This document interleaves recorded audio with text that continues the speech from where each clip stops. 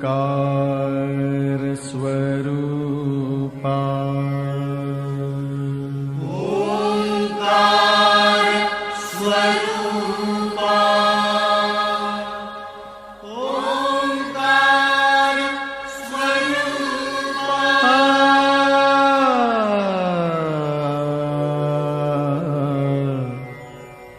तुझ नमो तुझ नमो तुझ नमो ओंकार स्वरूपा सद्गुरु समर्था ओंकार स्वरूपा सद्गुरु समर्था अनाथाच्या नाथा तुझ नमो तुझ नमो तुझ नमो तुझ नमो तुझ नमो ओंकार स्वरूपा सद्गुरु समर्था ओंकार स्वरूपा सद्गुरु समर्था अनाथाच्या नाथा तुझ नमो तुझ नमो तुझ नमो तुझ नमो तुझ नमो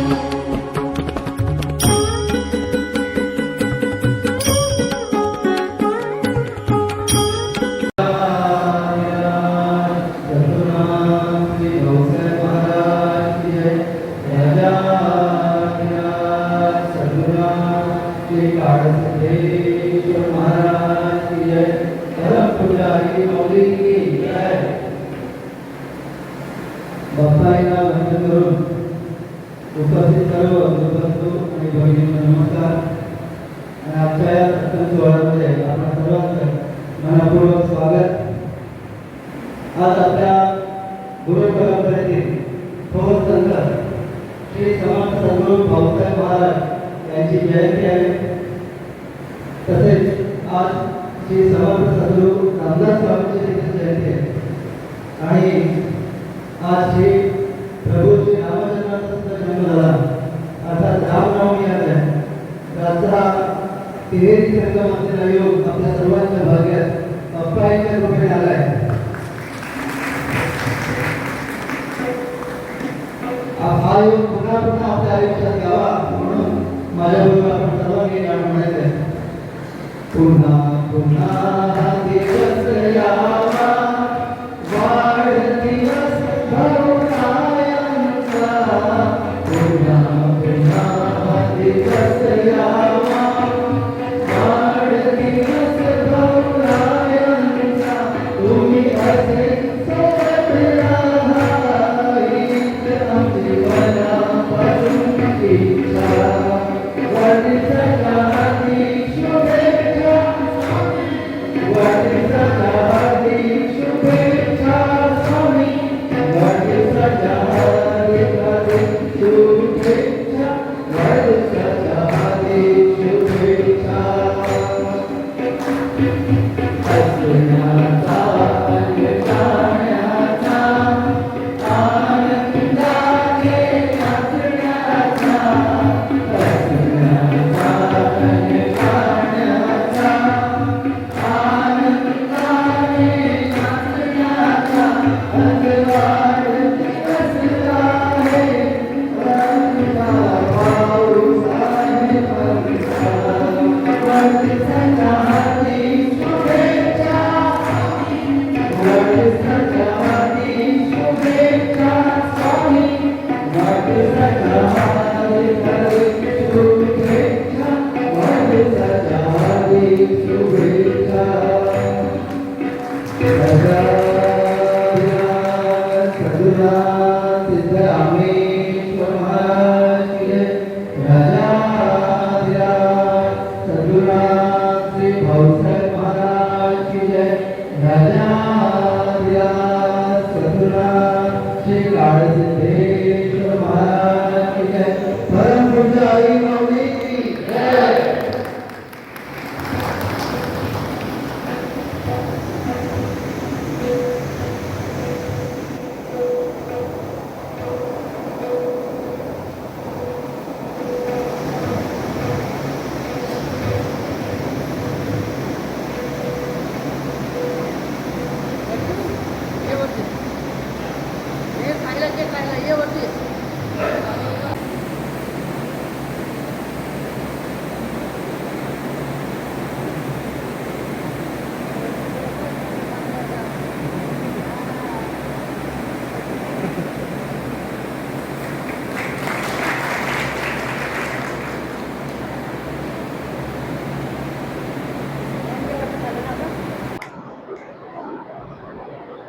सर्वांनी सुरुवातीला स्वामी महाराजांच्या नावाचा जय जयकार करायचा आहे.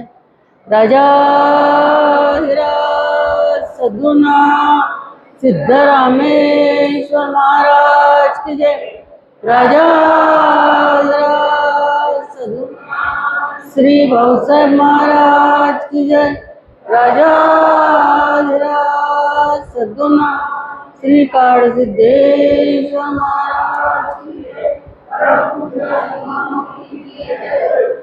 जय जयाजी सद्गुरु राजा विश्वंभरा विश्वबीजा परमपुरुषा मोक्षध्वजा दीनबंधू.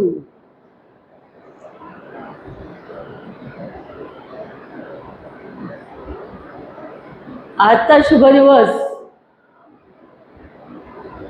दिवस म्हणण्याचं कारण काय? आज 3 महान मोठ्या संतांचा म्हणजे प्रत्यक्ष ईश्वराचे अवतार असणाऱ्यांचा आज वाढदिवस आहे.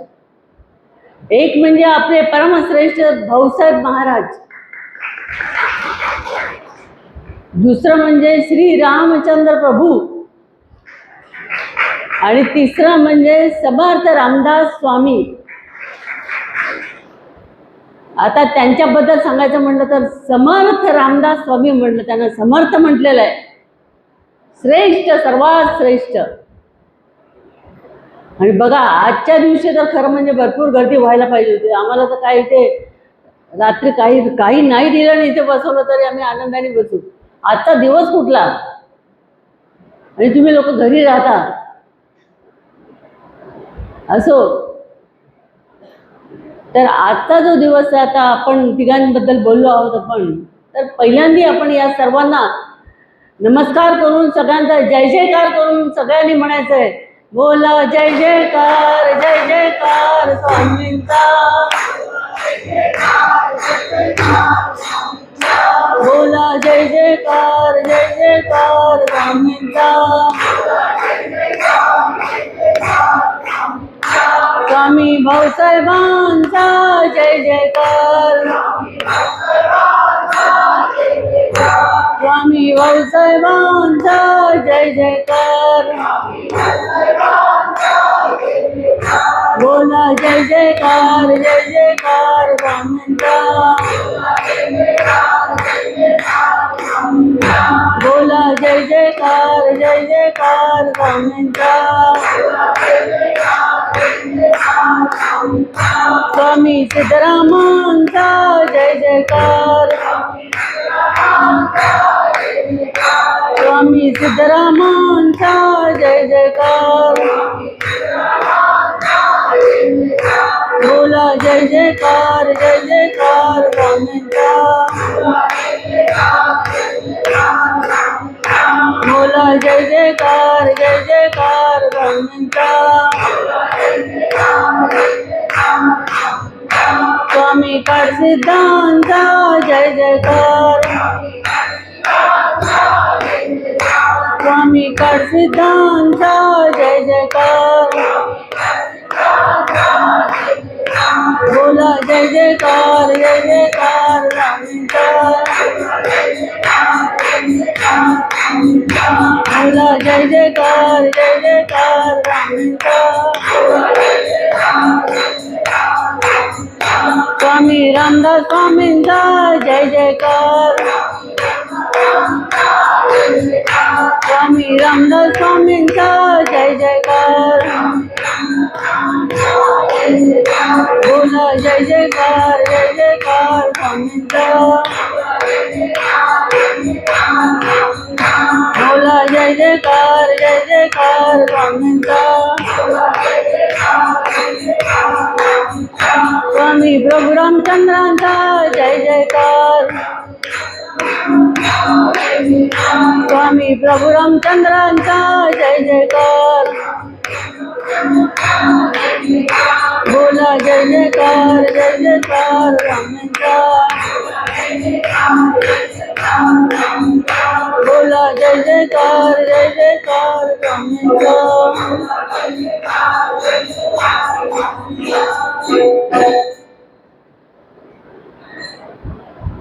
आताच हा जो मुलगा बसला होता गाणं म्हणण्यासाठी, मला एकदम आठवण आली की प्रभू रामचंद्रांच्या वडिलांनी जो यज्ञ केला होता, त्या यज्ञातून प्रत्यक्ष ईश्वर बाहेर आले आणि त्यांनी दशरथ राजांना आशीर्वाद दिला आणि प्रसाद दिला.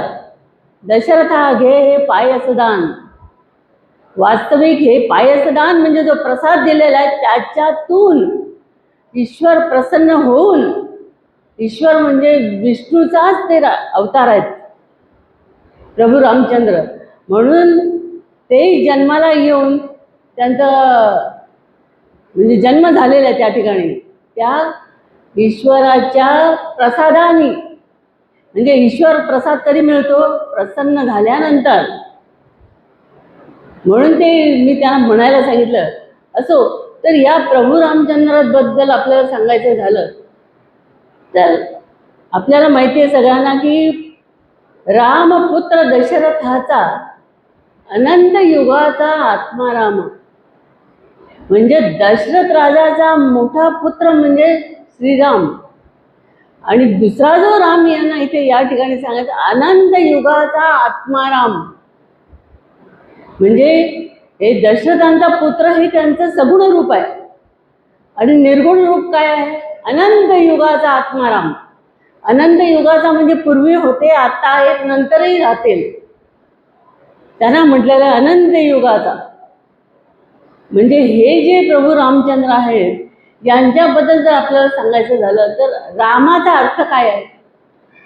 राम या शब्दाचा अर्थ काय? तर राम हा शब्द घेतल्यानंतर वास्तविक राम ही सगळ्या म्हाताऱ्या लोकांची नव्हे, सगळ्यांची आवडती देवता आहे. बघा, महाराज सुद्धा आपल्याला सांगायचे, काय सांगायचे? मी आत्मा असे हृदयी, हा विश्वास जयात ते ठाई नाही. म्हणजे सतत आपल्याला त्यांचं स्मरण करायला सांगायचे. कसलं? आत्मारामाचं. कारण तो अनंत योगीचा आत्माराम, त्याच्यातूनच आपण जन्माला आलेलो आहोत आणि त्यातच आपण राहत आहोत आणि तेच आपल्या आत राहून आपलं रक्षण सांभाळ करतायत. म्हणून मी इथे पुढे तुम्हाला सांगत होती की रामाचा अर्थ काय. तर रामाचं ही राम सगळ्यांची आवडती देवता असल्यामुळे राम शब्दाचा अर्थ असा आहे की स्वतः त्या आनंदात रमणारा आणि इतरांना सुद्धा रमवून घेणारा, त्याला राम म्हटलेलं आहे. आता हे कौशल्याला जेव्हा हा प्रसाद मिळाला, यज्ञातून आलेल्या ईश्वराचा प्रसाद मिळाला, तेव्हा कौशल्याला तिने स्वप्नात रात्री एक स्वरूप बघितलं. प्रत्यक्ष विष्णू प्रगट झाले आणि विष्णू प्रगट झाल्यानंतर आता तिला खूप आनंद झाला आणि त्यांनी सांगितलं, म्हणजे ते प्रगट मोठं रूप बघितल्यानंतर ती थोडीशी मनात घाबरले. ती म्हणाली की हे ईश्वरा, हे विष्णुदेवा, तू हे तुझं रूप बदल, कारण हे रूप मी बघू शकत नाही. त्याच्यापेक्षा तू तुझं बालरूप प्रगट कर आणि बालरूपात येऊन त्या तुझ्या लीला कर. आणि हे ऐकल्याबरोबर विष्णुदेव प्रसन्न झाले आणि पुढे प्रभू रामचंद्रांचा जन्म झालेला आहे आणि तेच विष्णूचा अवतार म्हटलेला आहे त्यांना. आणि ते कसं दाखवलेलं आहे तुम्ही रामायण बघितलं असेल. त्या रामायणामध्ये जे छोटे राम जन्माला आल्यानंतर त्यांच्या ज्या लीला आहेत त्या खास बघण्यासारख्या, ज्या त्यांच्या आईने सांगितल्या की तुम्ही बालरूप धारण करून या, आणि मग ते तिच्या पोटी जन्माला आलेले आहेत भगवान विष्णू, म्हणून त्यांना भगवान विष्णूचा अवतार म्हटलेला आहे. आता हे श्रीरामांचं नाव ठेवलं कोणी? श्रीराम हे नाव ठेवलं कोणी?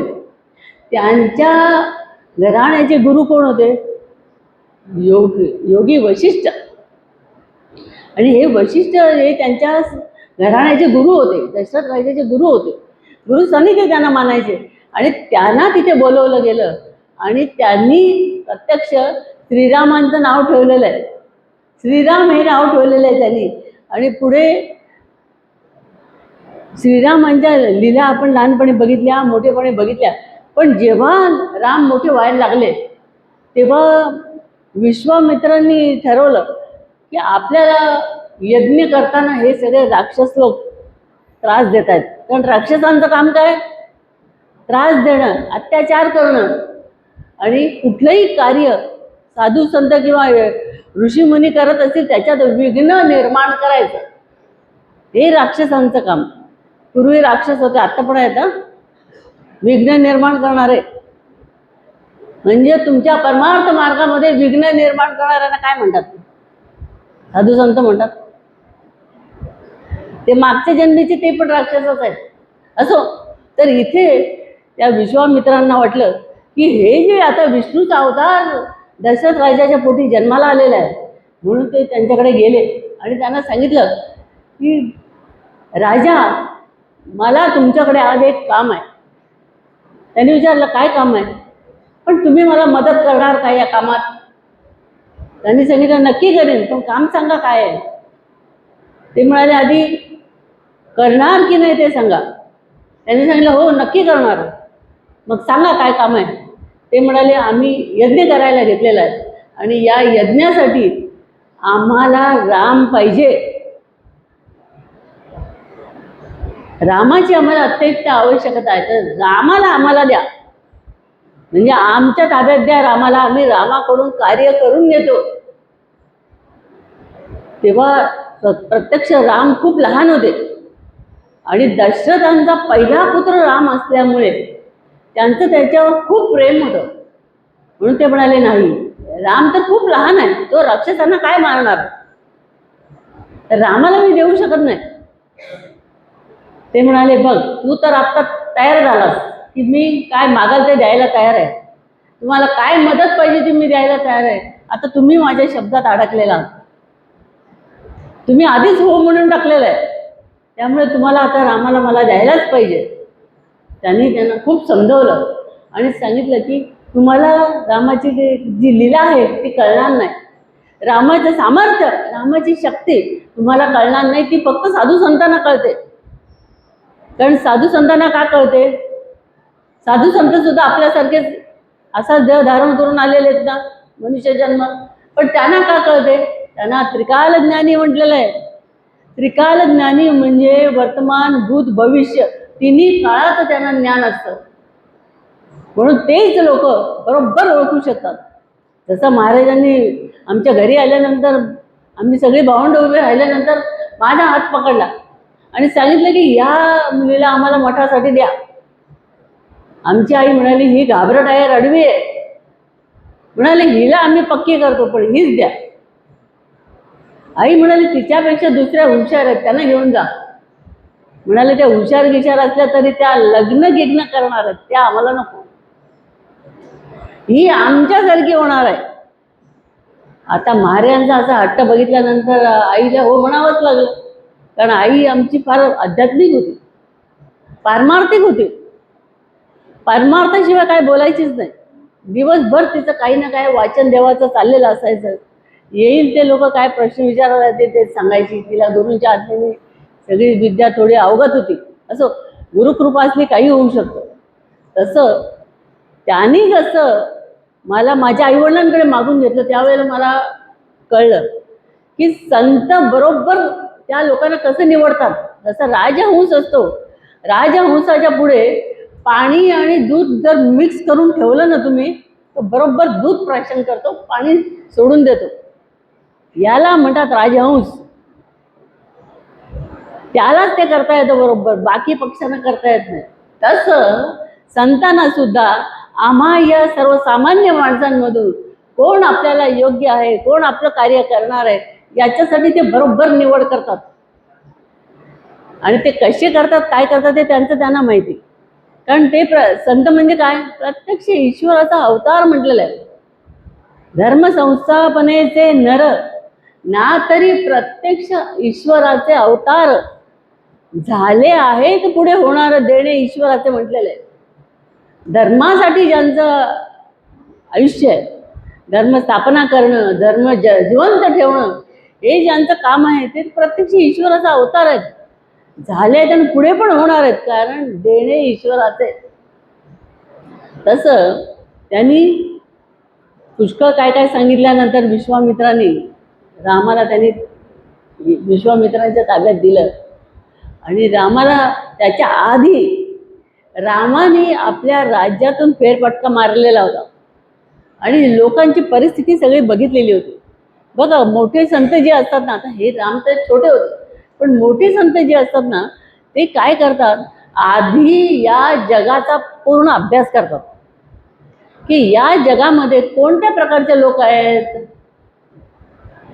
हे आपण काय सांगितलेलं तर ऐकणाऱ्यापैकी आहेत का, ऐकून त्याप्रमाणे वागणारे आहेत का, त्याप्रमाणे आपल्या पद्धतीप्रमाणे चालणारे आहेत का, याचा आधी संबंध आजूबाजूच्या लोकांचा अभ्यास करतात. जसं मी तुम्हाला पुढे सांगणार आहे रामदास स्वामींचं, तसं त्यांनी पण बरोबर ते अभ्यास करतात आणि मग त्यांनी तो फेरफटका मारून ते सगळं बघितलं. सगळे गावातली माणसं वगैरे सगळं त्यांच्या वृत्ती बघितल्या, परमार्थाबद्दल काय आवड आहे ती बघितली त्यांची. सगळं म्हणजे परमार्थाची आवड थोडी, पण बाकी जास्त काय व्यवहार आणि वागणारे सगळे लोक आहेत जगामध्ये. आता तुम्ही बघताय ना रोज काय काय भानगडी त्याच्यात टी व्हीवर. असं त्याच्याबद्दल आपल्याला काय बोलायचं नाही, पण इथे संतांनी सुद्धा तसंच केलेलं आहे. त्याची पाहणी केली आणि ती पाहणी केल्यानंतर श्रीराम उदास झाले. त्यांना वाटलं या लोकांना काय सांगायचं आता, ज्यांना इकडची आवडच नाही त्यांना काय सांगायचं आता, म्हणून ते उदास झालेले होते. पण विश्वामित्रांनी जेव्हा त्यांना ताब्यात घेतलं आणि विश्वामित्र म्हणाले की चला आता आपल्याला पहिलं आपलं कार्य काय आहे, राक्षसांचा नायनाट करायचा. तर हे मारीची राक्षस, सुबाहू राक्षस आणि 14,000 राक्षसांचा त्यांनी नाश केलेला आहे. 14,000 राक्षस मारले प्रभू रामचंद्रांनी. जेव्हा विश्वामित्रांच्याकडे गेले तेव्हा म्हणजे कार्य चालू झालं, ताब्यात घेतल्याबरोबर त्यांना मारलं आणि मरीची जो होता त्याला तर एका बाणाने उडवून दिला.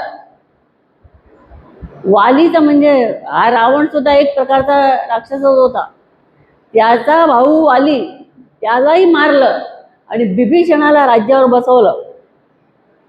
म्हणजे अशा अनेक राक्षसांचा त्यांनी नायनाट केला. म्हणजे हे काम दुसरं कोणाकडूनही होणार नव्हतं, जे प्रभू रामचंद्रांकडून झालं. आणि कोणाच्या आशीर्वादाने, योगी वशिष्ठ, गुरु वशिष्ठ आणि विश्वामित्र यांच्या आशीर्वादामुळे. म्हणजे त्यांनी तिथे सगळ्या राक्षसांचा नायनाट केलेला आहे आणि पुन्हा सगळ्या राक्षसांना मारल्यानंतर तिथे रामराज्य निर्माण केलं. ते जेव्हा जन्माला आले तिथून त्यांच्या हातात जेव्हा सगळा व्यवहार आला, व्यवहार म्हणजे काय, हे जे कार्य आलं, तेव्हा त्यांनी सगळ्या राक्षसांच्यातून बाकीच्या लोकांची, देवांची मुक्तता केली. कारण हे राक्षस काय करत होते, मातलेले होते. मातलेले म्हणजे कुणाचंही ऐकत नव्हते आणि त्रास द्यायचा, त्यांच्या कार्यामध्ये विघ्न आणायची, हे त्यांचं काम होतं. कुठलाही यज्ञ ते ऋषीमुनींना करू देत नव्हते. काही करायला कार्य घेतलं ईश्वराचं कार्य की त्याच्यामध्ये विघ्न आणत होते. आणि या त्यांच्या कार्यामध्ये विघ्न आणणाऱ्या लोकांचा त्यांनी नाश केल्यामुळे त्यांना विघ्न मुक्त केलं श्रीरामचंद्राने. त्यामुळे ते सगळे खुश झाले की आता आपण यज्ञ पाहिजे तसं करू शकतो, अगदी आनंदाने करू शकतो, बिनधास्त करू शकतो. अशा पद्धतीने त्यांना आनंद झालेला आहे आणि हे कार्य रामचंद्रांनी केलेलं आहे. आणि पुढे रामचंद्र जे सगळं बघून उदास झालेले होते, तेव्हा त्यांना ती जेव्हा वशिष्ठांकडे गेले तेव्हा त्यांनी सांगितलं की सगळ्या राज्याकडे जेव्हा मी फेरफटका मारला तेव्हा मी जर थोडा उदास झालो, मला कळत नाही काय करायचं. तेव्हा त्यांनी सांगितलं काही काळजी करायची गरज नाही, जे तुझ्याकडे येतील त्यांनाच तू फक्त ज्ञान द्यायचं आणि त्यांचाच सांभाळ करायचा. जे तुझ्याकडे येणार नाहीत ते खाटीक खाण्यामध्ये जसे बकरे कापले जातात तसे कापले जातील. काय सांगितलं?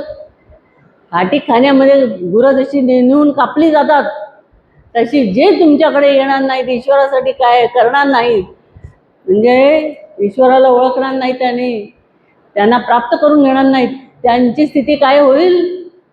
खाटीक खाण्यामध्ये कापल्यासारखी कापून मरतील ते. तेव्हा त्यांची काळजी करू नका, जे तुमच्याकडे येतील त्यांची फक्त काळजी करा. महाराज मला एकदा म्हणाले, अरे बाई आमच्या शिष्यांवर रागवू नको. मी महाराजांना तडक उत्तर दिलं, पण कोणावर? जे माझ्याकडे येतील ते माझे, जे माझ्याकडे येणार नाही ते माझे नाहीत. सरळ सांगितलं महाराजांना. जे वशिष्ठ ऋषींनी सांगितलं की जे तुमच्याकडे येतील त्यांचा उद्धार करा, तसं त्यावेळेला मी काही वाचलेलं नव्हतं, पण महाराजांना मी म्हटलं जे माझ्याकडे येतील, माझ्यावर विश्वास ठेवतील त्यांचंच रक्षण मी करण्याचा प्रयत्न करीन तुमच्या आशीर्वादाने. पण जे माझ्याकडे येणार नाहीत त्यांची अजिबात काळजी माझ्यावर संभवतच नाही. संत सुद्धा तुम्हाला वाटतं की संत आपली काळजी करतात, पण केव्हा? साईबाबांनी म्हटलंय, जे एकदाच माझं पाहतील, जे एकदाच माझं पाहतील माझ्याकडे, तरी कृपा कटाक्षे पाहिन मी तुझ्याकडे. आधी तू माझ्याकडे बघ, मग मी कृपा कटाक्षे तुझ्याकडे पाहिन. म्हणजे पहिलं काम कोणाचं? जे जाणार आहेत त्यांचं. त्यांना पहिलं बघायला पाहिजे, त्यांनी त्यांच्यावर प्रेम करायला पाहिजे, त्यांनी त्यांच्यावर विश्वास ठेवायला पाहिजे. असं जर तुझं पहिलं कामात तू पास झाला तर मग कृपा कटाक्षे पाहिन मी तुझ्याकडे, तर माझ्यावर तुझी जबाबदारी माझ्यावर संभवते. म्हणून इथे पण काय म्हटलेलं आहे? नमे भक्ता प्रणश्यती, माझा भक्त झाला तर, नाही तर नाही. आता आपण रस्त्यावरून जाणाऱ्या माणसांची काळजी करतो? आपले भक्त नाही आहेत. कोण पडला काय काय काय आपण काळजी करतो? सांगा मला. काही काळजी करत नाही, कारण आपल्याला माहिती हे आपले नाही आहेत, आपल्याकडे येणारे नाही आहेत, आपल्या गुरूंना मानणारे नाही आहेत, त्यांची कशाला काळजी करायची? तसं वशिष्ठांनी त्यांना सांगितलं, बघा जे ईश्वरावर प्रेम करतील आणि तुमच्यावर प्रेम करतील, तुमच्याकडे ज्ञान घ्यायला येतील, कारण ईश्वरावर प्रेम करणं, ज्ञान घेणं हेच तर माणसाचं खरं कर्तव्य आहे. आणि असे ज्या दृष्टीने जे वागतील त्यांचंच कल्याण होईल. म्हणून तुम्ही त्यांच्यासाठी धडपड करा. म्हणून पुढे काय सांगितलं की हे मी तुम्हाला सगळं सांगितलं, पण आता तुम्ही ठरवा काय करायचं. जसं अर्जुनाला त्यांनी सांगितलं, यथेच सिद्धता गुरु. यथेच सिद्धता गुरु म्हणजे आता मी तुला गीता सांगितली, सगळं ज्ञान दिलं, आता काय करायचं ते तू ठरव. आणि त्याच्यावर सगळं सोपवून दिलं. आणि मग अर्जुनाने म्हटलंय की नष्टो मोहास्मृतीर लब्ध्वा तत्प्रसादान मयाच्युत. तुझ्या कृपेने मला नवीन दृष्टी प्राप्त झाली, मला नवीन ज्ञान प्राप्त झालं आणि माझा मोह पूर्ण नष्ट झाला. म्हणजे सांगितलं होतं तुला पाहिजे ते कर. आता एवढं ज्ञान दिल्यानंतर काय हो, दुसरीकडे काय जायचा काय संबंध येतो का? आता महाराजांनी आपल्याला इतकं पक्क ज्ञान दिलेलं आहे, तर आपण कशाला तर दुसरीकडे जाऊ मला ज्ञान द्या म्हणून सांगायला? परिपूर्ण ज्ञान दिलेलं आहे, काही त्यांच्याकडे त्यांनी हट्ट म्हणून ठेवलेला नाही. सगळं पूर्ण ज्ञान देऊन टाकलं आणि पूर्ण करून टाकलेलं आहे. आणि इतके मोठे संत आपल्याला गुरु म्हणून भेटले. आणि असे आजी गुरु म्हणजे महाराज यांना आजी गुरु म्हणायचे. यांच्याबद्दल तर काय बोलावं तेवढं थोडं आहे. पुस्तकाचे पुस्तक आहेत त्यांच्याबद्दल. एवढे चमत्कार, एवढी साधना, एवढं गुरूंचं प्रेम त्यांनी मिळवलेलं आहे आणि त्याच्यावर सगळा संप्रदाय सांभाळलेला आहे. असो तर हा श्रीरामचंद्रांना त्यांनी बोध केला. आणि नंतर हे सगळं ऐकल्यानंतर श्रीरामांना काय झालं, गुरूंच्याकडून वशिष्ठ ऋषींनी सगळं सांगितल्यानंतर त्यांना पूर्ण वैराग्य आलं. त्याग आला आणि त्या वैराग्यातून त्यांच्यात विवेक निर्माण झाला. आणि विवेक निर्माण झाल्यावर म्हणजे पुढचं कार्य त्यांनी तसंच केलेलं आहे. म्हणजे रामांचे आपल्याला जर हे सांगायची झाली तर त्यांना मर्यादा पुरुषोत्तम म्हटलेलं आहे. मर्यादा पुरुषोत्तम म्हणजे काय? आपली धर्माची मर्यादा पाळणारा, धर्म ओळखणारा, धर्माप्रमाणे चालणारा, म्हणून त्यांना मर्यादा पुरुषोत्तम म्हटलेलं आहे. दुसरं काय म्हटलेलं आहे की श्रीरामांचं आपल्या राज्यातल्या सगळ्यांवर, प्रजेवर फार प्रेम होतं. प्रजेसाठी ते नेहमी धडपडायचे, प्रजेच्या सगळ्या गोष्टी ऐकून घ्यायचे, त्याच्यातून निर्णय घ्यायचे. म्हणजे त्यांना धैर्यशील, सहनशील. बघा, त्यांना जेव्हा वनवासाला पाठवण्यात आलं, 14 वर्ष वनवासाला गेले ते, आणि अगदी न घाबरता आपल्या वडिलांची आज्ञा म्हणून ते गेले. आणि 14 वर्ष पूर्ण करून आल्यानंतर त्यांना एवढं वैराग्य आलं की ते राज्यावर बसायला तयार नाही. त्यांनी भरताला सांगितलं, तू राज्यावर बस. हे वैराग्य त्या पद्धतीने आपण चालल्यानंतर आपोआप येतं, असं येणार नाही नुसतं ऐकून. तर प्रत्यक्षात तसं केल्यानंतर तर ते श्रीरामचंद्रांकडे ते एक वचनी म्हटलेलं आहे त्यांनी, की जे वचन दिलं त्याप्रमाणे पाळणारे. एक वचने, एक बाणी, एक पत्नी. एक पत्नी म्हणजे पत्नीसाठी, एका पत्नीसाठीच त्यांचं सगळं प्रेम होतं आणि सगळं काही होतं. हे जर आपण श्रीरामांचं बघितलं तर आपल्याला सुद्धा म्हणजे आतमध्ये आनंद वाटायला लागतो की आपल्याला जर हा प्रवास करायचा आहे, तुम्हाला आम्हाला प्रत्येकाला, तर हे सगळे आदर्श आहेत आपल्या पुढे, की हे आदर्श ठेवून यांचं जीवन बघून आपण सुद्धा आपली पावलं टाकली पाहिजे. तर आपण आता हे प्रभू रामचंद्रांबद्दल बघितलं. आता पुढचा जो आजचा दिवस आहे तो म्हणजे रामदास स्वामींची जयंती. आज त्यांचा पण वाढदिवस आहे. आणि त्यांचा वाढदिवस, त्यांचा जन्म तुम्हाला माहिती आहे. मी रामदास स्वामींचं भरपूर तुम्हाला सांगून झालेलं आहे.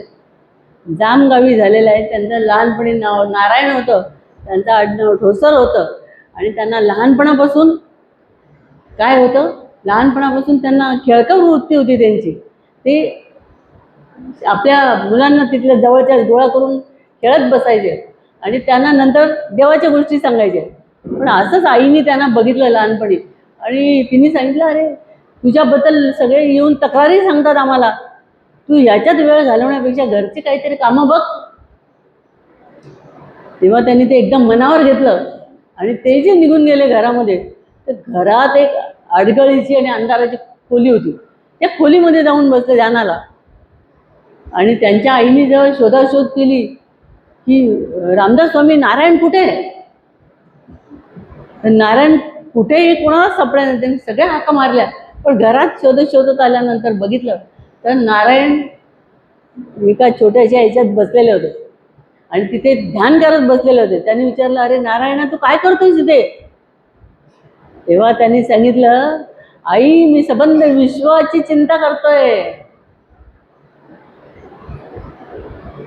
म्हणजे बघा केवढा, म्हणजे आईने सांगितलं, अरे हे खेळण्यात वेळ घालवण्यापेक्षा तू आतलं काहीतरी कामाचं बघ घरातल्या. आणि ते ऐकलं आणि तिथूनच त्यांच्या विचार त्यांचे सगळे बदलले आणि त्यांच्यामध्ये विवेक जागृत झाला. आणि त्यांनी ठरवलं की आपण जगातल्या लोकांसाठी काहीतरी करायला पाहिजे. आणि त्यांनी पुढे मग तिथून सगळ्या मुलांना त्यांनी देवाबद्दल सगळं सांगायला सुरुवात केली. आणि जेव्हा ते 12 वर्षाचे झाले तेव्हा त्यांचं सगळं ते बघितलं की लहानपणापासून त्यांना जी आवड होती, त्यांचं पूर्ण घराणं सूर्याचे उपासक होते. सूर्याचे उपासक संपूर्ण घराणं त्यांचं गेले 22-23 वर्ष ते सूर्याची उपासना करायचे. आणि ते सूर्यदेव त्यांना प्रसन्न झाले आणि सूर्यदेव प्रसन्न होऊन ते ब्राह्मण रूपामध्ये आले. आणि त्यांनी त्यांना त्यांच्या आईवडिलांना एक रामाची मूर्ती दिली, सीतेची मूर्ती दिली आणि सांगितलं याची पूजा करा. आणि मग ती पूजा केल्यानंतर ते सूर्यदेव प्रसन्न झाले आणि त्याच्यातून रामदास स्वामींचा जन्म झालेला आहे. आणि रामदास स्वामींचा जन्म झालेला आहे तो पण त्यांचे गुरु श्रीरामचंद्र, त्यांचा जन्म ज्या दिवशी झालेला आहे म्हणजे चैत्र शुद्ध नवमी, यांचाही जन्म चैत्र शुद्ध नवमीलाच झालेला आहे. त्याच वेळेला, त्याच तिथीला, त्याच वेळेला, त्याच टायमाला झालेला आहे बरोबर. इकडे रामाचा जन्म केलेला आहे त्यांनी सगळ्यांनी, आणि इकडे त्यांच्या आईला त्यांचा जन्म झालेला आहे. म्हणजे प्रत्यक्ष त्यांचे शिष्य जन्माला आलेले आहे श्रीराम प्रभूंचे, आणि त्यांचा आवडता शिष्य आणि जे पुढे कार्य करणार आहे तो शिष्य जन्माला आलेला आहे. म्हणजे सूर्यदेव त्यांना प्रसन्न झाल्यावर हे सगळं झालेलं आहे. आणि पुढे 12 वर्षाचे झाल्यानंतर ते काय करतात, त्यांच्या लग्नाचा विचार केला जातो घरात. कारण म्हणाले हे जर असं देवाचं वेळ त्यांनी घेतलं तर लग्नाचं काय, म्हणून त्यांचं लग्न ठरवतात ते. आणि मंडपात त्या मुलीला आणून उभं करतात. उभं केल्यानंतर भटजी ओढायला लागले जोरजोराने. ते अंतरपाठ धरलेला होता आणि सावधान शुभमंगल सावधान सावधान करायला लागले. तेव्हा रामदास स्वामी म्हणाले, हे सावधान सावधान कोणाला म्हणतायत? तेव्हा जी माणसं आली होती ना आलेली, त्या माणसातले एकाने सांगितलं, तुलाच म्हणतायत. म्हणजे मी सावध हो असं म्हणतात. त्यांनी ओळखलं मनाशी, आणि ते जे तिथून पळाले ते नाशिकला टाकळी गावाला जाऊन पोचले. सावधान म्हटल्यावर जे सावध झाले ते कायमचे. आम्ही सावधान शब्द किती वेळा ऐकलाय अंगावाला आतापर्यंत. शंकराचार्यांनी सांगितलं, रामदास स्वामींनी सांगितलं, सगळ्यांनी सांगितलं. आम्ही सावध झालोय का? पण यांनी नुसते एकदा भटजीच्या तोंडून, ते पण गुरूंच्या पण नाही, भटजीच्या तोंडून, ते आपल्यासाठीच म्हणतोय आपण सावध झालं पाहिजे. आता आम्ही एवढे दुःख भोगतोय संसारात, काय काय बघतोय कटकटी, पण बाहेर पडतोय का त्याच्यातून? नाही. अहो, भगवान रजनीशांनी एक गोष्ट दिलेली आहे त्यांच्या पुस्तकात. ते म्हणाले की मी रस्त्याने चाललो होतो एका गावातून, आणि एका गावातून जाताना एका घराच्या दारात एक म्हातारा माणूस रडत होता. ते म्हणाले, का रडतोयस? म्हणाले, माझ्या मुलाने मला घराच्या बाहेर काढलंय. तेव्हा ते म्हणाले, मग आता रडून काय उपयोग? चल माझ्याबरोबर, मी तुला आनंदाचा मार्ग दाखवतो.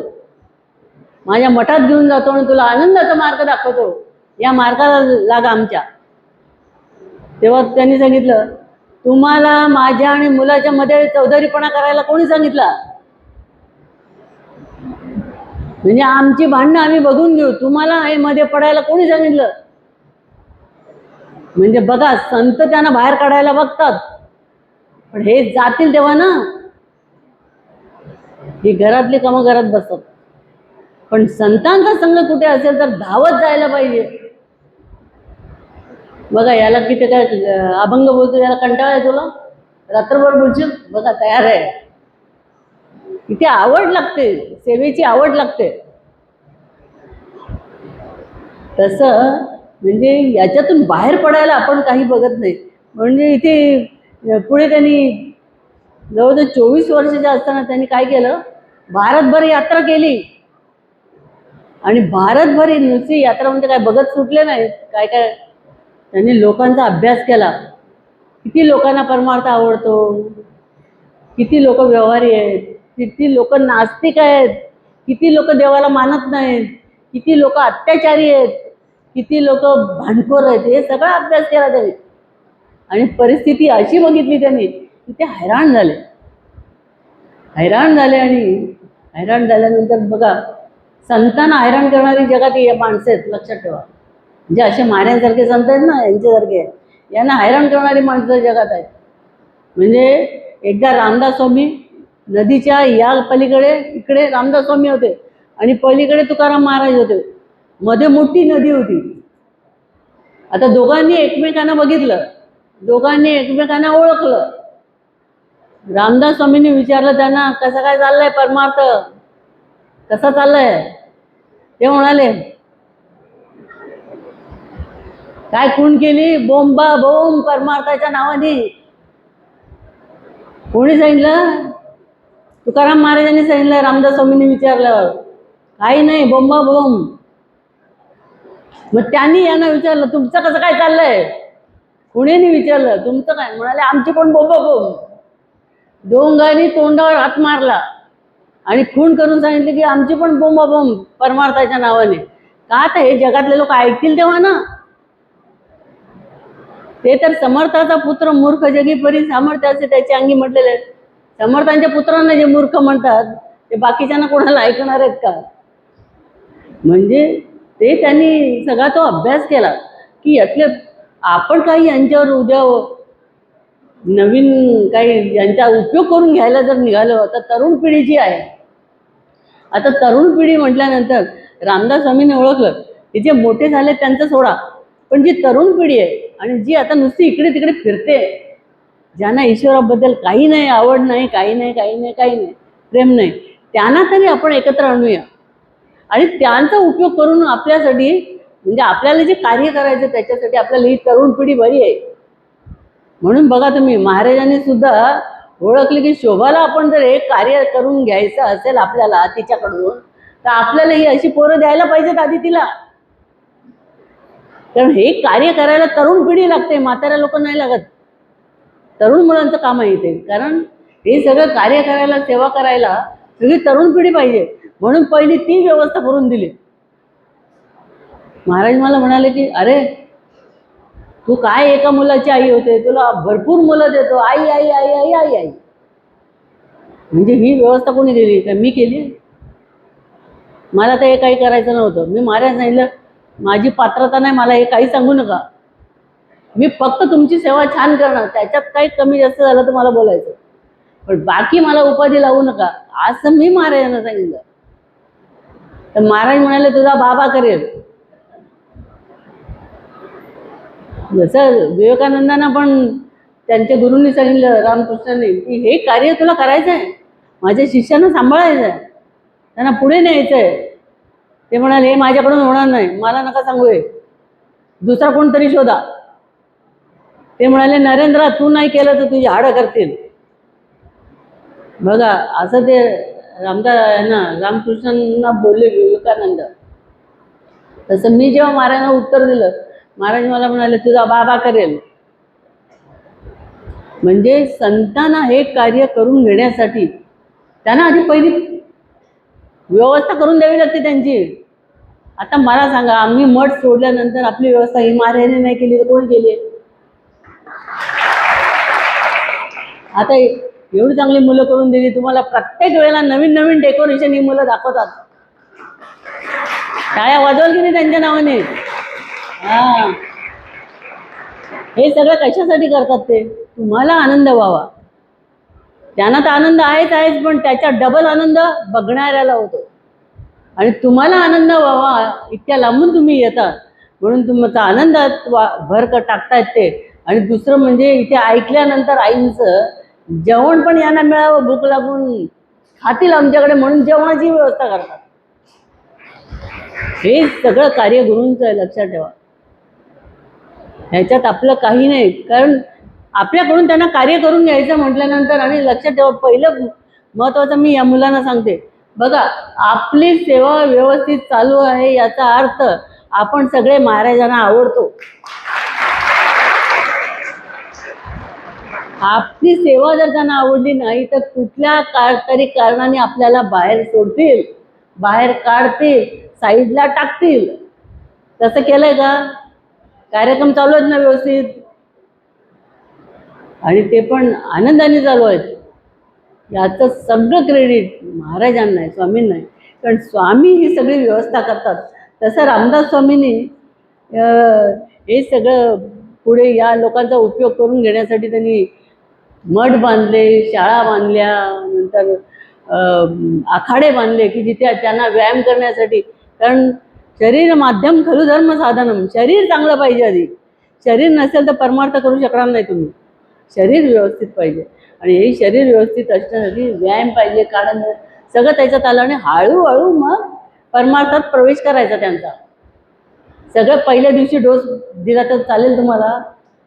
डॉक्टर काय सांगतात, एवढी बाटली दिली तर त्याला लिहिलेलं असतं पहिल्या दिवशी हा, दुसऱ्या दिवशी हा, तिसऱ्या दिवशी हा. सगळी बाटली प्यायला सांगतात का, तसं गुरु हा स्टेप बाय स्टेप डोस तुम्हाला देतात, कारण तुम्हाला पचायला पाहिजे ना देऊन. असं रामदास स्वामींनी हे असं सगळं कार्य केलेलं आहे.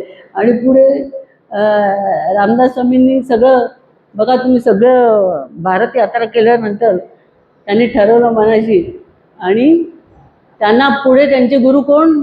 प्रभू रामचंद्र. पण मला एक तुम्हाला गोष्ट सांगायची विसरली मी आत्ता की जेव्हा रामदास स्वामींचा जन्म झाला तेव्हा रामदास स्वामींना त्यांचे वडील, त्यांना 2 मुलं होती. त्या दोन्ही मुलांना, एक गंगाधर दुसरा नारायण, दोघांना घेऊन पैठणचे एकनाथ महाराज त्यांच्याकडे गेले दर्शनाला. तेव्हा त्यांनी दोन्ही मुलांना बघितलं. कोणी? एकनाथ महाराजांनी. आणि एकनाथ महाराजांनी रामदास स्वामींना बघितल्यावर त्यांनी त्यांना उचलून घेतलं आणि आपल्या मांडीवर ठेवून त्यांच्या त्या पाप्या घ्यायला लागले आणि म्हणायला लागले त्यांच्या वडिलांना, कोणाला? नारायणाच्या वडिलांना म्हणायला लागले, काय तुमचा वंश धन्य, तुम्ही धन्य, तुम्ही माता पिता धन्य, तुमचं घराणं धन्य, तुमचे गुरु धन्य, तुमचा मुलगा धन्य, सगळंच धन्य. असा तुमचा मुलगा जन्माला आलेला आहे. आणि हा म्हणजे काय? साधा मुलगा नाही आहे, हा जगाचा उद्धार करणार आहे, धर्माची स्थापना करणार आहे नवीन. आणि हे कार्य जे आहे, जे त्यावेळेचे राजे सगळे मनमानी कारभार होता त्या राजांचा, त्यांच्या मनाधीन ते तसं अत्याचार वगैरे सगळ्या गोष्टी ते राजे करत होते. त्यामुळे त्यांना हे स्वतः रामदास स्वामींनी बघितलं. आणि अशी परिस्थिती असताना आपल्याला या तरुण पिढीला जवळ करून मगच त्यांच्यावर मात करता येईल आपल्याला, म्हणून रामदास स्वामींनी केलेलं आहे. म्हणजे त्यांना सांगितलं की हा संबंध जगाचा उद्धार करेल. आणि पुढे एवढंच नाही, त्यांनी सांगितलं की एक तुमचा मुलगा जनकाप्रमाणे होईल, म्हणजे संसारी होईल पण परमार्थी. आणि दुसरा कोण होईल? शुकासारिका, शुकमुनींसारखा, म्हणजे शुकासारिके पूर्ण वैराग्य ज्याचे. शुकमुनींना जसं वैराग्य होतं तसा दुसरा पुत्र कसा होईल? वैराग्यवान होईल. आणि सांगितलं की माझं आता जे राहिलेलं कार्य आहे, एकनाथ महाराज म्हणतात, माझं जे आता राहिलेलं कार्य आहे ते राहिलेलं कार्य हा मुलगा पूर्ण करेल. आता आम्ही निरोप घेतो जगाचा, म्हणजे आता आम्हाला जायला हरकत नाही. म्हणजे ते शोधत होते की हे कार्य करायला कोणीतरी तर सापडला पाहिजे ना, असं मध्ये जाऊन कसं चालेल, कार्य अर्धवट राहील. म्हणून त्यांना सांगितलं आता आमचं पुढचं कार्य हा मुलगा करेल. म्हणजे बघा, संतांनी त्यांना सुद्धा ओळखलं, रामदास स्वामींना. आणि पुढे त्यांना श्रीरामचंद्र भेटलेले आहेत. आणि श्रीरामचंद्र भेटले म्हणजे रामदास स्वामी जेव्हा त्यांच्या वडिलांबरोबर नदीवर गेले आंघोळीला, तेव्हा वडील जेव्हा स्नानासाठी नदीत उतरले तेव्हा हे बाहेर बसलेले होते तीरावर. आणि तिथे एक वानर आला आणि तो वानर येऊन आपल्या नारायणाचा हात ओढायला लागला, ओढून न्यायला लागला. त्यांना काय कळे ना की हा वानर मला कुठे नेतोय. आणि कुठे नेऊन ठेवलं त्यांनी? प्रभू रामचंद्र आणि सीतामाई आणि हनुमंत बसले होते त्या ठिकाणी. सौमित्र त्यांच्याजवळ होता आणि हे सगळे बसलेले होते. तिथे त्यांना जाऊन उभं केलं श्रीरामचंद्राच्या प्रभू. कारण ही आज्ञा कोणी दिली होती? प्रभू रामचंद्राने. त्यांना पकडून आणा. आणि पुढे त्या नारायणाला त्यांनी बघितलं प्रभू रामचंद्रांनी, आणि आपल्या जवळ घेऊन, आपल्या मांडीवर घेऊन त्यांच्या कानामध्ये अहम ब्रह्मास्मीचा बोध केला. अहम ब्रह्मास्मी महावाक्यासह त्यांना नाममंत्र दिला प्रत्यक्ष. आणि नंतर ते दिल्यानंतर त्यांच्या हातात एक चिठ्ठी दिली आणि त्यांना नवीन कपडे घातले. आणि जशी हातात चिठ्ठी घेतली आणि नाम मंत्र मिळाला, यांची शुद्ध सरपली, यांच्यात एकदम बदल झाला की काय मी आहे कुठे, काय सगळं विचार त्यांना थोडक्यात समाधी स्थिती प्राप्त झाली. आणि त्याच्यातून ते जेव्हा बाहेर आले तेव्हा त्यांचे वडील जेव्हा आंघोळीतून बाहेर आले तेव्हा त्यांनी बघितलं नारायण गेला कुठे. सगळीकडे शोधलं पण नारायण काय मिळाला नाही. तेव्हा लोकांनी म्हटलं की नारायणाला राक्षसांनी वगैरे कोणीतरी भुताटकीनी वगैरे मारलेलं आहे. असे लोक तर्क वितर्क करायला लागले. पण त्यांच्या वडिलांनी गंगाधराला बरोबर घेऊन मोठ्या मुलाला अरण्यातून जायला लागले, म्हणाले हा इथेच कुठेतरी सापडेल आपल्याला. आणि तिथे नारायण पडलेला होता आणि नारायणाला ते घेऊन आले घरी. आणि नारायणाला नवीन वस्त्र घातलेली होती आणि नारायणाच्या हातामध्ये चिठ्ठी होती. आणि नंतर नारायण जवळजवळ 1 वर्ष त्या समाधी स्थितीतच होते.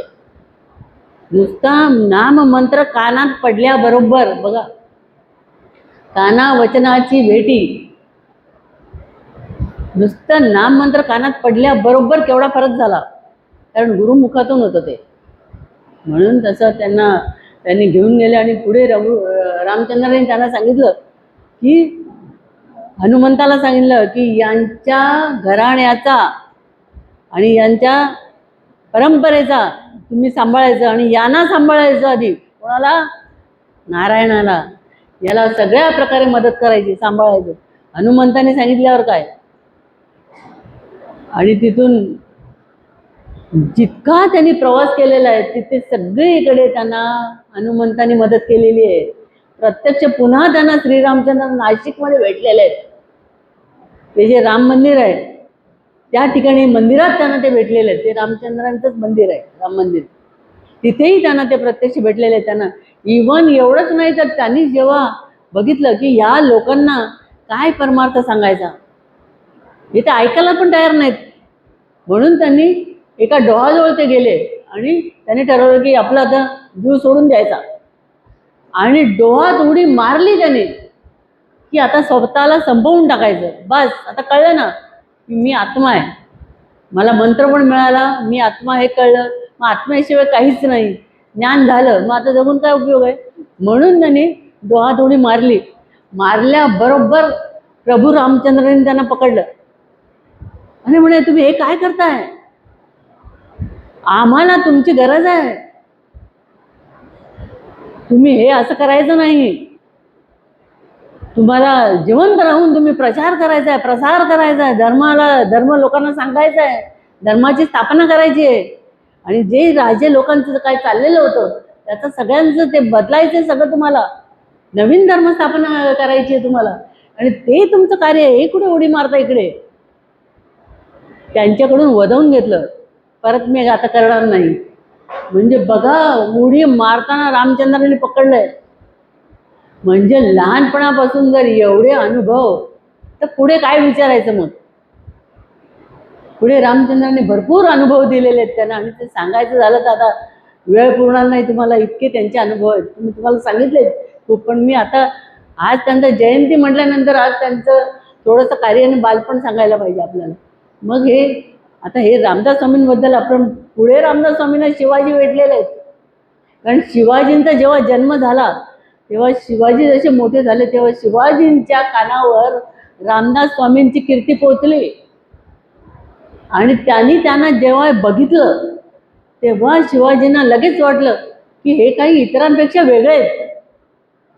आणि शिवाजींनी त्यांना बघितलं आणि शिंगणेवाडीमध्ये त्यांना ते दोघं भेटल्यानंतर त्यांना मंत्र दिलेला आहे, असं पुस्तकात लिहिलेलं आहे. म्हणजे शिवाजी त्यांच्यावर प्रभावित झाले. आणि शिवाजी प्रभावित झालेले शिवाजी म्हणाले की आता मला राज्य सांभाळायचं नाही, मी हे सगळं राज्य तुम्हाला देऊन टाकतो, मला कंटाळा आला आता, मी आता विवेक आणि वैराग्याने राहणार आणि तुमचं कार्य करणार, तुमच्याजवळ सेवा करणार, तुमच्याबरोबर राहणार, तुम्ही सांगाल ते मी ऐकणार. तेव्हा रामदास स्वामी म्हणाले, अरे शिवबा, तू माझ्या जोळीत घातलंच खरं राज्य, पण हे राज्य मला घेऊन काय करायचं, मी तर संन्यासी. हे राज्य तुझं पण नाही, माझं पण नाही, परमेश्वराचं आहे. ते परमेश्वराचं राज्य म्हणून सांभाळा. आणि हे परमेश्वराचं राज्य म्हणून सांभाळल्यानंतर ते तुम्हाला काही बाधा नाही. जसं तुम्ही संसारात राहिले, पण संसारी असावे असोनी नसावे, असायचं पण असून नसायचं, पाहुण्यासारखं राहायचं, हे माझं ते माझं ते माझं करायचं नाही, मागे लागायचं नाही.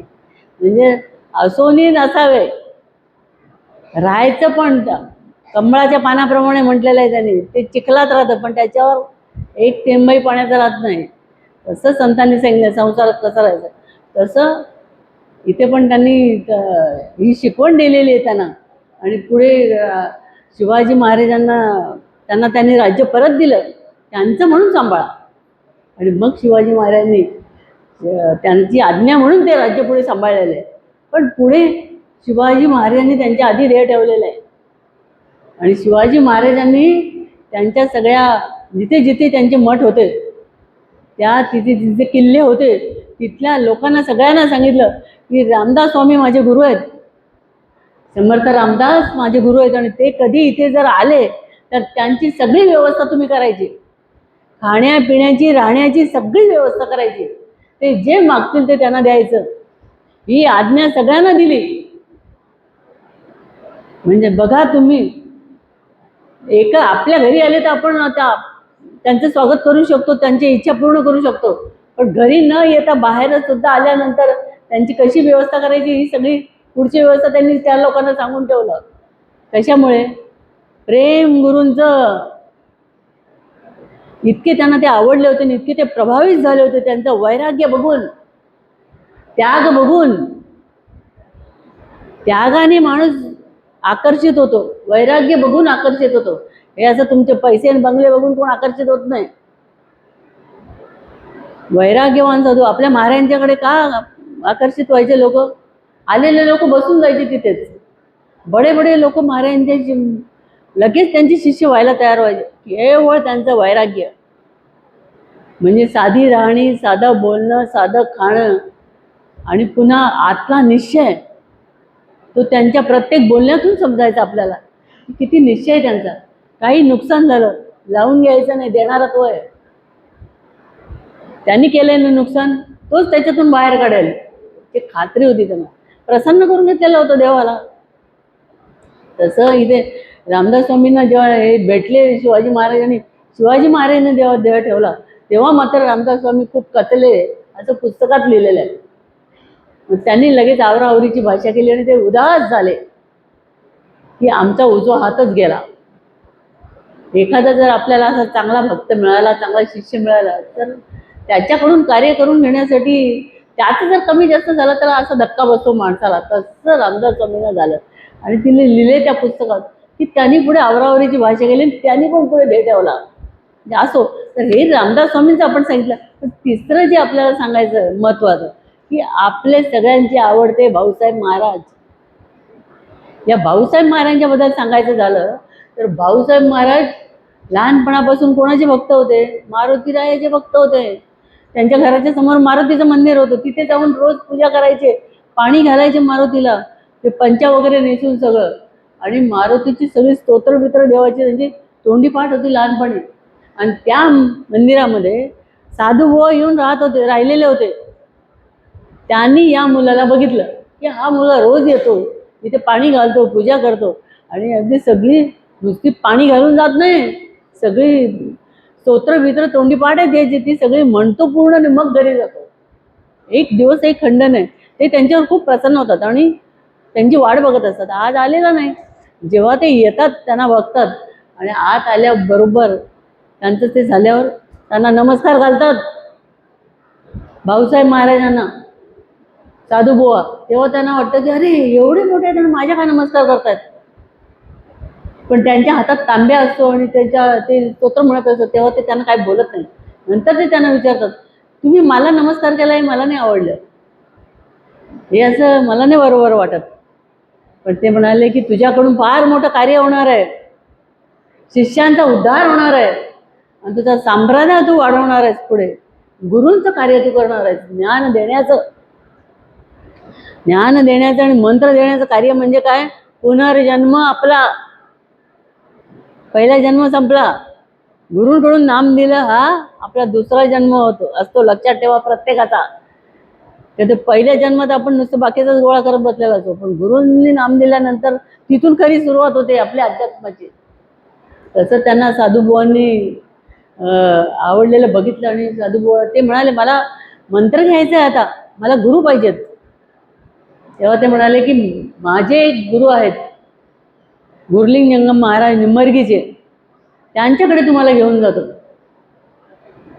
मग त्यांच्याकडे यांना घेऊन गेले. पण यांना रस्त्याने जाताना आतमध्ये गुरूंचा सारखा धावा ते करत होते आतमध्ये, की माझे गुरु कसे असतील, ते मला पदरात घेतील का, ते मला ज्ञान देतील का, मी त्यांच्या परीक्षेला उतरीन का, असं सगळे विचार त्यांच्या डोक्यात येतात. आणि रस्त्याने ते गुरूंचं नामस्मरण वगैरे करत करत करत एकदा निंबर्गीला येऊन पोहोचतात. आणि तिथे आल्यानंतर निंबर्गीला गेल्यानंतर गुरुलिंग महाराजांच्या पुढे जाऊन उभे राहतात. आणि ते आता हे साधूभाऊ त्यांचे शिष्य असतात. त्यांना सांगतात की मी आज जो मुलगा आणलाय बरोबर, लहान असतात वयाने, एक 10-12 वर्षाचे, म्हणाले याला नाममंत्र घ्यायचा आहे तुमच्याकडून. तेव्हा ते म्हणतात नीट विचार केलायस का, हा मुलगा कोवळा दिसतोय, नाम घ्यायला योग्य आहे का? कारण नाम घेतल्यानंतर गुरु काहीतरी तुम्हाला सांगतात, असं करा तसं करा, ध्यान करा, रोज भजन करा, दासबोध वाचा, हे सगळं सांगतात. ते करणार आहे का? का नुसतं नाम घेऊन एकदा तरी नाम घेऊन टाकावं, त्यातलं नाही ना. म्हणून त्यांना साधूभावानं विचारलं. साधूभाऊ म्हणाले नाही नाही, मी ते सगळं बघूनच तुमच्याकडे आणलंय. मग त्यांना खात्री झाली की साधूभावांनी पारखलाय म्हटल्यानंतर आपल्याला द्यायला हरकत नाही. आणि नंतर पुढे तिथून ते निघून जातात. निघून गेल्यानंतर त्यांच्या मनात त्यांना माहिती असतं की साधूभावांनी जरी मला नाम दिलं तरी माझे गुरु निंबर्गी महाराजच आहेत, इतका त्यांचा मनामध्ये. कारण त्यांच्यावर ते खूप प्रभावित होतात. त्यांचा वेश साधा, बोलणं साधं, सगळं साधं, पण त्यांचा एक वेगळा निश्चय असतो आणि त्यांचं त्या निश्चयावर ते त्यांच्यावर प्रभावित झाले. आणि ते म्हणाले माझे गुरु मात्र गुरुलिंग महाराज मनाशी ठरवलं. आणि साधूभाऊ पण त्यांना म्हणाले जरी मी दिलेलं असलं तरी तुझे गुरु निंबर्गी महाराजच आहेत. आणि निंबर्गी महाराजांच्याकडून तिथून आल्यानंतर त्यांच्यामध्ये एवढा बदल झाला भाऊसाहेब महाराजांच्यामध्ये, तिथून निघाल्यावर घरी जाईपर्यंत आतमध्ये सारखं नाम दिलेलं असं त्यांचं चालू होतं की नाही मला ईश्वराला बघायचं आहे, त्याला प्राप्त करायचं आहे, मला ज्ञान प्राप्त करून घ्यायचं आहे. असं करत करत करत त्यांनी जे सांगितलं होतं नामस्मरण करायचं, ते नामस्मरण त्यांनी करायला सुरुवात केली. आणि हे करत असताना त्यांचं लग्न होऊन त्यांना पण 3 मुलं होतात, तरी सुद्धा प्रपंच करून परमार्थ केलेला आहे त्यांनी. म्हणजे प्रपंच पण सांभाळलेला आणि परमार्थ पण सांभाळलेला आहे दोन्ही. पण जास्त त्यांनी परमार्थाला श्रेष्ठत्व दिलेलं आहे की मला परमार्थ प्राप्त करायचाच आहे. आणि दुसरं म्हणजे गुरूंची आज्ञा. आणि ते पुढे त्यांनी भाऊसाहेब महाराजांनी आपली भजनावली जी आहे ती भाऊसाहेब महाराजांनी तयार केलेली आहे. आणि पुढे ते सगळे नियम वगैरे ते गुरुदेव रानडेंनी केलेले आहेत.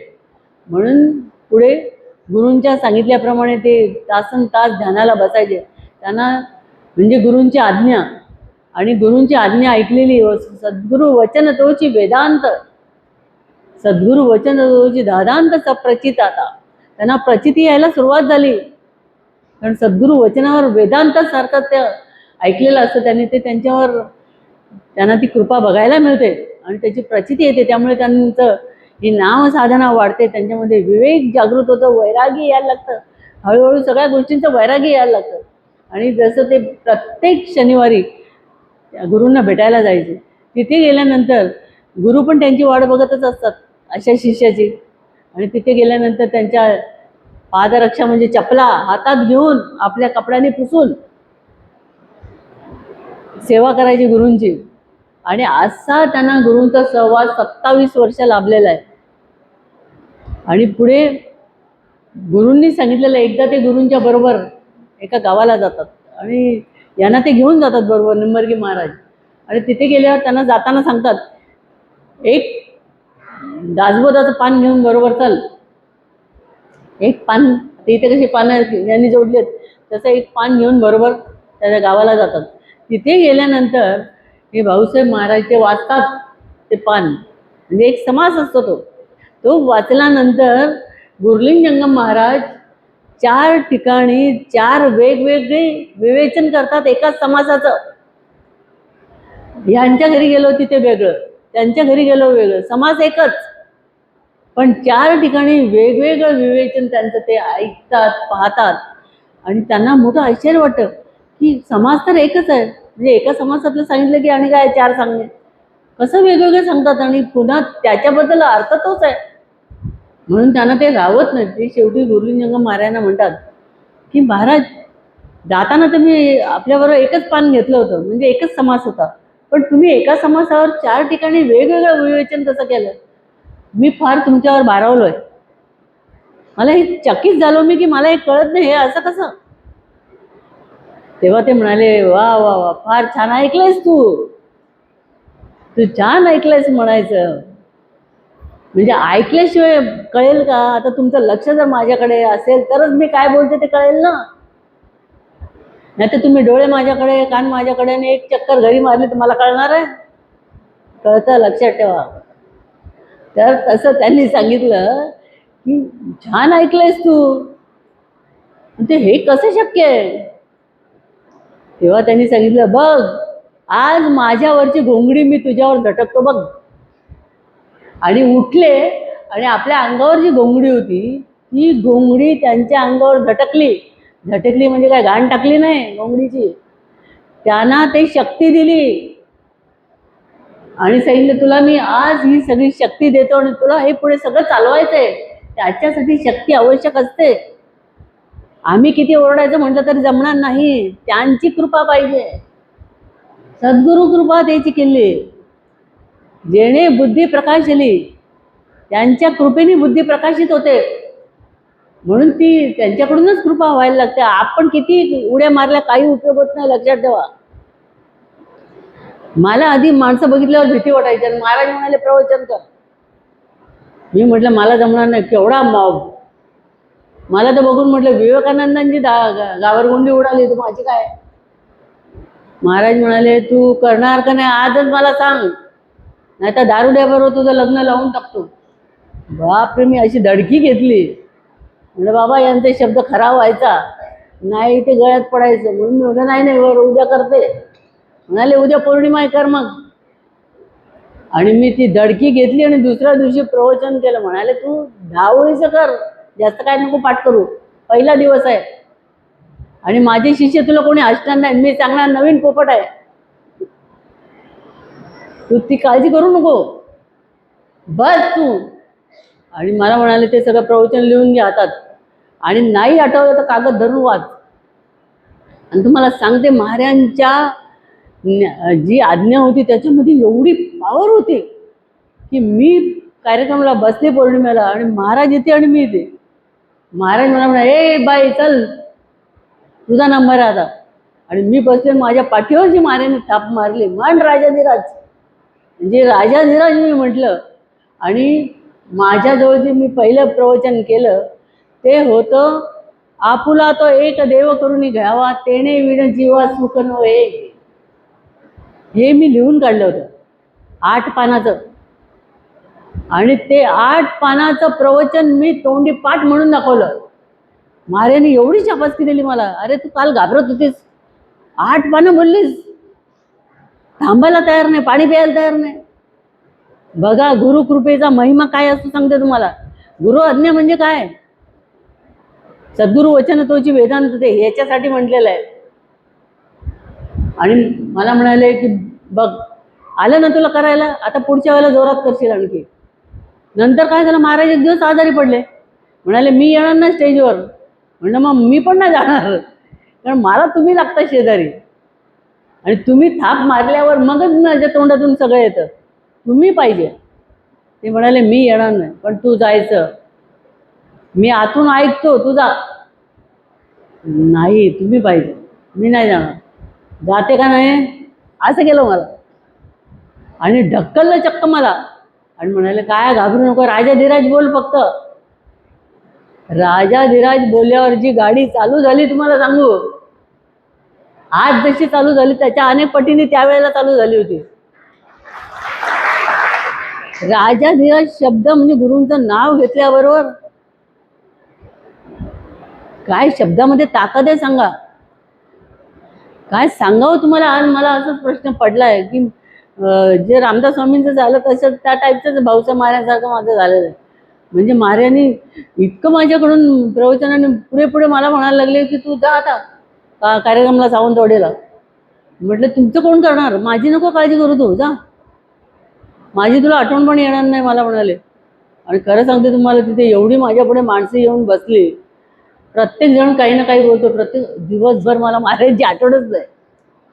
म्हणजे गोष्टी महाराजांच्याच सांगते मी सगळ्यांना, पण मला महाराज आता काय करत असतील, जेवले असतील का, झोपले असतील, काहीच नाही. मला आल्यावर महाराजांनी विचारलं, माझी आठवण येत होती? रात्री 12 वाजता की आता बाथरूमला उठले असतील, पडले बिडले नाही ना. मी काय सांगत होतो, तू शिष्यांमध्ये बसल्यावर शिष्य तुझे, तू शिष्यांची, मला विचारले, तू शिष्यांची, शिष्य तुझे, मला विसरली. म्हटलं खरं झालं बाप्पा, मी तुम्हाला गॅरंटी दिली होती नाही विसरणार, पण झालं तसं काय मला कळत नाही काय झालं. म्हणजे गुरूंना सगळं समजतं. आणि अशा तऱ्हेने आपला प्रवास असा झालेला आहे. तसं इथे भाऊसाहेब महाराजांना जी घोंगडी झटकली, इथून जे भाऊसाहेब महाराजांचं कार्य चालू झालं ते एकदम जोरात चालू झालं. प्रवचन करायची सगळ्यांना, प्रवचनात एक दिवस सगळेजण प्रवचनाला बसलेले असतात आणि शिवलिंगव्वा त्या एक कन्नड भजन म्हणतात. आणि त्या कन्नड वचनाचं अर्थ कोणाला कळलेला नसतो, तर ते भाऊसाहेब महाराजांना विचारतात की या शिवलिंगव्वा ज्यांनी जे कन्नड वचन म्हटलं त्याचा आम्हाला काय अर्थ कळला नाही. ते म्हणाले, तुम्हाला ते कशाला पाहिजे रे, तुम्हाला सेवा करायला नको, नीट ऐकायला नको, आणि फक्त मला काय समजलंय, मला काय अनुभवलंय एवढंच तुम्हाला ऐकायचं आहे ना, बाकी काही नाही करायची गरज नाही तुम्हाला. त्याला सगळ्यांनी बाहेर, सगळ्यांना बाहेर काढतात. त्यांच्या प्रश्नाचं उत्तरच देत नाही, कारण त्यांना वाटलं बाकीची तर साधना काही नाही, शून्य साधना, आणि नुसते प्रश्न विचारतात. आता ह्याच्यातली एक मुलगी मला परवा म्हणाली, मला ध्यान शिकवा. अरे ध्यान, डायरेक्ट ध्यान, मधली स्टेशन काहीच नाही, 1ली 2री 10वी पर्यंत आहे की नाही, डायरेक्ट ध्यान. मला आश्चर्य वाटलं, डायरेक्ट ध्यान कसं कशी मागते ही, आणि हिला काय करणार मी शिकवलं तर. अरे स्टेप बाय स्टेप जा ना, 1ली येते डायरेक्ट आम्ही 10वीत बसतो का. अरे सेवा करत करत करत बनत बनत बन जाए. काय एकदम उडी मारून इथे डायरेक्ट बसायला बघता तुम्ही, नाही होणार. तसं मी तर तिला सांगितलंच नाही, ते मला माहिती होतं काय याला पचणार नाही म्हणून, पण तिने काय विचारलं त्याचं मला हसू आलं. की म्हणजे साधे साधे प्रश्न, की सेवा कशी करायची, गुरुंना प्रसन्न कसं करायचं, काय केलं म्हणजे गुरुंना आवडेल, मी माझा हा सेवा कुठल्या प्रकारे मी करू शकतो, हे राहिलं डायरेक्ट ध्यान. ती आली बघा, मुलगी आली असेल इथे. म्हणजे मला आश्चर्य वाटलं त्याचं. तसं भाऊसाहेब महाराजांनी त्या सगळ्या शिष्यांना हे करून लावलं, पण भाऊसाहेब महाराजांनी इतकं गुरूंचं सांगितल्याप्रमाणे ऐकलं, आणि ऐकल्याबरोबर त्यांना इतकी प्रचिती आली, अनुभव आले, आणि ते एकदा निवडुंगाच्या वनातून रात्रीचे जायला निघाले. तेव्हा एक शिष्याने विचारलं, तुम्हाला दरीतून तुम्ही ध्यान करायला जाता, तुम्हाला भीती नाही वाटत? ते बोलले, भीती कसली, माझ्या मागे पुढे तर आत्मा असतो. जसं चोराच्या पाठीमागे पुढे पोलीस असतात पळून जाईल म्हणून, तसं माझ्या मागे पुढे तो आत्मा असतो, तोच तर मला सांभाळतो, मी कशाला घाबरू. अरे तुम्ही पण त्या आत्म्याला ओळखा, म्हणजे तुमच्या पण पुढे मागे शिपायासारखं तो तुम्हाला सांभाळेल. तुम्ही अंमलदार व्हाल त्याला ओळखाल तर. आत्मानं विद्धी, तुम्ही त्या आत्म्याला ओळखलं तर तो आत्मा तुमच्या जीवनातील प्रत्येक पेच प्रसंग सोडवून देईल. पण तुमचा विश्वास तेवढा बसायला पाहिजे ना. काही कोणाला विचारायची गरज नाही, ना मला विचारायची गरज, ना मारायला विचारायची गरज. आत्मानं विद्धी, त्या आत्म्याला प्रसन्न करून घ्या, तोच तुम्हाला मार्गदर्शन करेल आणि त्याच्यातून बाहेर काढेल. काहीतरी कोणाच्या तरी नावाचे जप करत बसायचे नाही, लक्षात ठेवा. आत्मानं विद्धी, त्या आत्म्याला ओळखा, त्यांनी सांगितलंय, तोच तुम्हाला सांभाळेल. तसं भाऊसाहेब महाराजांना त्यांनी सांभाळलेलं आहे. भाऊसाहेब महाराजांना ते अनुभव यायला लागले गुरूंचे, आणि त्या अशा तऱ्हेने त्यांनी त्यांचं सगळं पुढे हे चालू केलेलं आहे.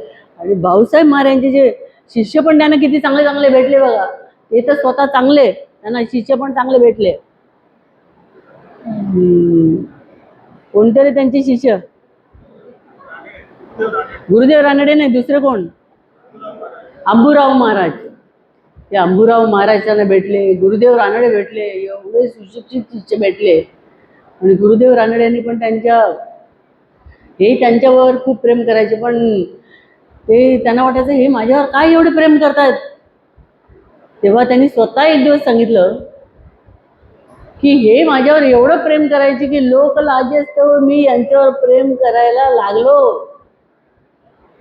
एवढं यांनी प्रेम केलं माझ्यावर. जसं रामकृष्णांचं पण विवेकानंदांवर असंच प्रेम होतं. त्यांची वाट बघायची तासन तास आणि बदाम काजू वगैरे ठेवलेले त्यांना द्यायचे. तर बाकी शिष्यानं जरा जळफळाट झाला, म्हणाले त्यालाच का आम्हाला का नाही, आम्ही पण सेवा करतो. रामकृष्णाने विचारलं त्याला का देता आम्हाला, आम्ही पण शिष्य आहोत ना, आम्ही पण सगळं सोडून राहिलोय. ते म्हणाले अरे तुम्ही झेंडूचं फूल, रानातलं फूल, घाणेरीचं फूल, पण नरेंद्र म्हणजे कमळ, नॅशनल फ्लॉवर. कसली उपमा दिली, कमळाची. तुम्ही सगळे गडू, पेला, कळशी, घागर, आणि नरेंद्र म्हणजे रांजण. किती पाणी मावतं आणि थंड राहतं, त्याला म्हणतात रांजण. नरेंद्र म्हणजे रांजण. बघा म्हणजे गुरूंच्या मनात काय आणि शिष्यांच्या मनात काय. आणि असा त्रास आम्हाला पण व्हायचा. आमची जागा मिळावी महाराजांच्या जवळ मी होती ना राहायला, महाराजांची मी सगळी सेवा करायची, तर आमची जागा मिळवायसाठी किती लोकांनी धडपड केली, किती लोकांनी काय काय केलं की शोभाताईनं काढायचं, आपण बसायचं. पण महाराजांच्या परीक्षेला उतरतील तेव्हा ना, नुसतं असं काय बघून बघून होतं का. नोडी नोडी माडू ने मसल्लो सल्लो, बघून बघून काय होत नाही. गुरु पथाला धरून चाललं पाहिजे. तसं त्या परीक्षेला उतरताना सद्गुरू काय तुमच्यावर नुसतं काय कृपेची बरसात करत नाहीत, दुसरी बाजू पण बघितलेली नसते तुम्ही त्यांची. आणि दुसरी बाजू म्हणजे तडाखा देतात, पळून गेला पाहिजे शिष्य. मला कधी कधी काय काही मुलं असं चिडवतात, हा हा बसलाय बघा इथे, मी सांगितलं त्याच्याबरोबर काहीतरी वेगळंच सांगतो. म्हणजे तू एक दिवस मार खाणार आहे. तर म्हणतो तुमचा मार बसला तर मी भाग्यवान, आता काय बोलायचं. असे पण शिष्य आहेत. म्हणजे पण गुरूंना गुरूंची दुसरी बाजू पण आपण बघितलेली नाही. पण त्या ज्याला याच्यातून जायचंय आणि आपल्या देहाचं कल्याण करून घ्यायचंय आणि या झंझटीतून बाजूला जायचंय, त्यांनी गुरूंना काही जरी त्रास दिला गुरूंनी तरी राहायला पाहिजे, त्यांना सोडता कामा नाही. गोंदवलेकर महाराजांनी बघितलं, यांनी मारायला पण लावतात लोकांकडून, इकडून आपल्याला त्रास पण होतो, काय काय करतात बोलतात, पण यांना सोडून चालणार नाही, हेच आपलं हित करणार आहेत.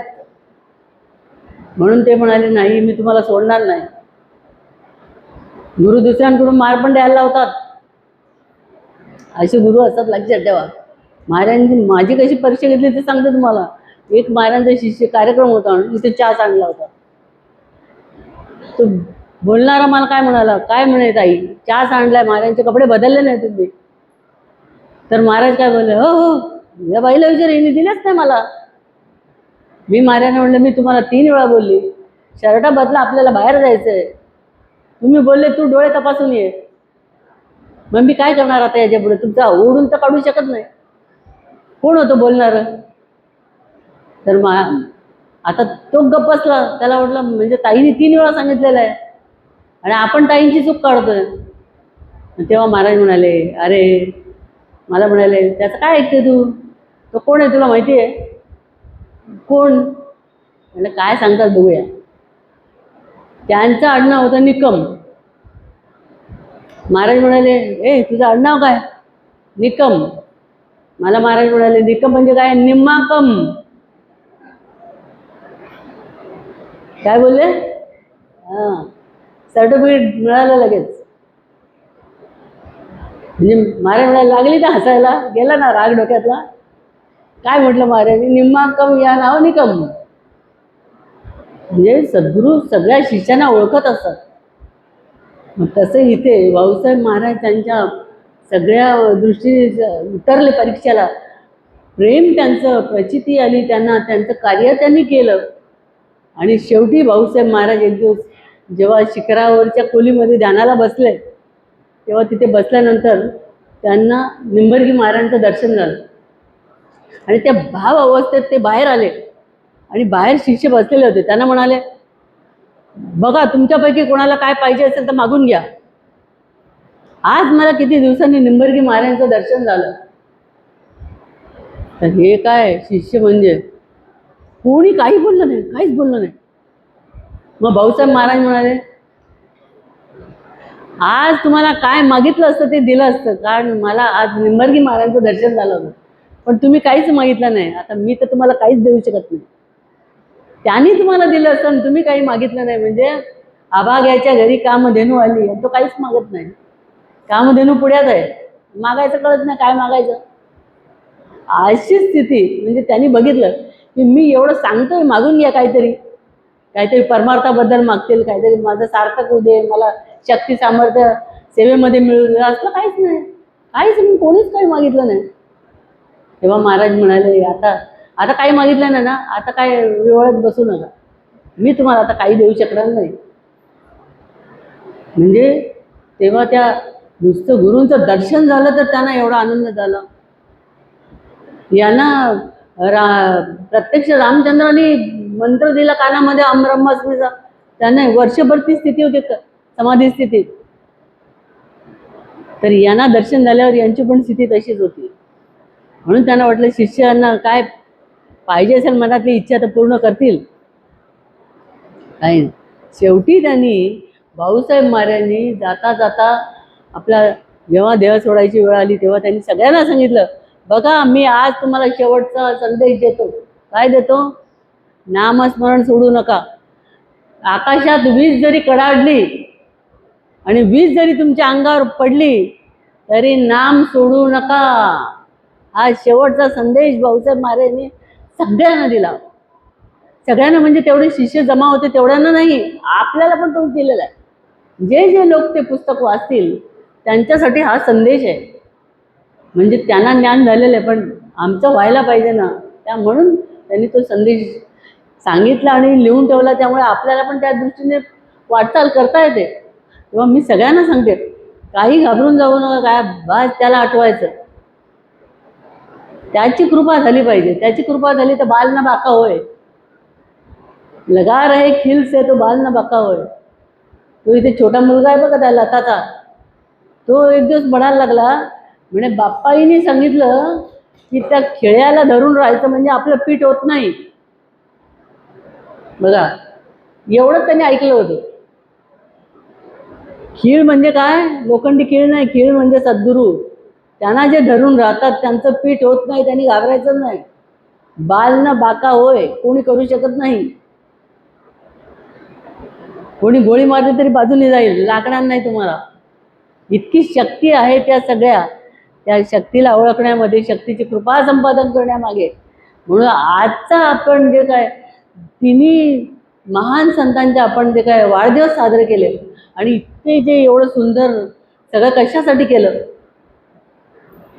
त्याची प्राप्ती व्हायला पाहिजे म्हणून, ते प्रसन्न व्हायला पाहिजे म्हणून, तुम्हाला आनंद व्हायला पाहिजे म्हणून, आणि मला पण बोलण्याची स्फूर्ती यायला पाहिजे म्हणून. असा व्यापक दृष्टिकोन आहे त्यांचा. नुसतं यायचं पाया पडून म्हणायचं नाही, काहीतरी प्रगती झाली पाहिजे. परमार्थामध्ये हळूहळू कसं ना प्रगती करत महाराज नाही, रोज मोहरी एवढा करा, जास्त नाही. तेवढं म्हणा मी आत्मा आहे. म्हणून महाराज पण सांगायचे, अहम आत्मा आहे, कधीच विसरू नये. आत्म्याला विसरू नये. आपण आत्मा राम करता महाराज म्हणे. म्हणजे जे मी सांगितलं मग अशी अनंत युगाचा आत्माराम, तोच आपला आत्माराम. म्हणजे तेच त्या दशरथ पुत्र रामाचं निर्गुण स्वरूप आहे.